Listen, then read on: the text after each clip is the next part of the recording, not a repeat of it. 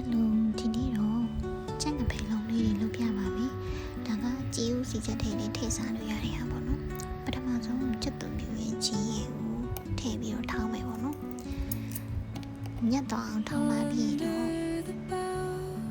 နဖယ်လေးထည့်မယ်ပေါ့နော်။နဖယ်လေးထည့်ပြီးတော့တမတော့အောင်ထောင်းပေးပါမယ်။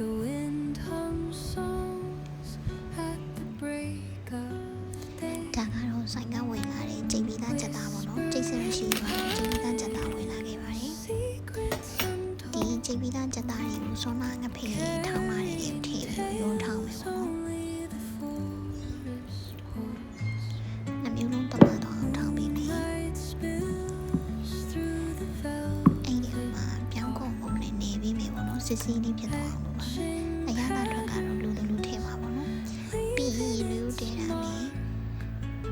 ရင်းနှီးပုံလာပြီးဆိုတော့တာလုံးလေးထည့်ပြီးတော့ပြုတ်ပြီးရပြီပေါ့နော်အတာလုံးလေးရေစုစုမှပုံလာပြီးဆိုရင်ကြက်ပြီပေါ့နော်ကြက်သွားတဲ့တာလုံးလေးဆဲထားပြီးတော့ကြိုက်တဲ့တရားအတွက်ဖက်ပြီးစားလို့ရတယ်ပေါ့နော်ဘယ်ကတော့ချက်သားကြိုက်ချက်သားတော့လည်းပေါ့နော်ဝတ်သားလေးဆိုရင်ဒီနေ့လေးတိုက်ပြီးလုပ်ကြည့်လို့ရပါတယ်နောက်ဗီဒီယိုမှာပြန်ဆောင်ကြပါမယ်